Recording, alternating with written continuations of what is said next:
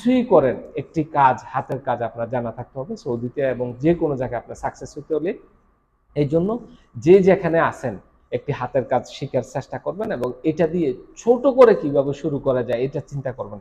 আমরা দেখা যায় অনেক ক্ষেত্রে বিজনেস শুরু করার ক্ষেত্রে চিন্তা করি কি, আমি যদি শেফের কাজ জানি, আমি চিন্তা করি যে আমি বড় একটা রেস্টুরেন্ট দিব, এটার পুঁজি নাই, এই জন্য আমি 10 বছর অপেক্ষা করি।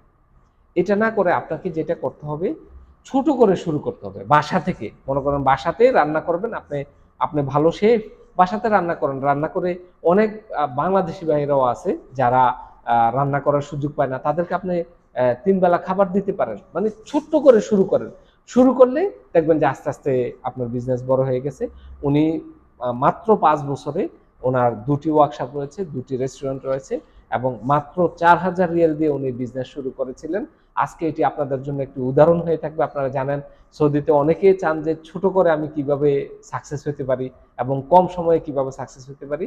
এই অলিউর রহমান ভাই আপনাদের জন্য একটা মানে আলো উজ্জ্বল এক্সাম্পল হয়ে থাকবে যে এত শর্ট সময়ে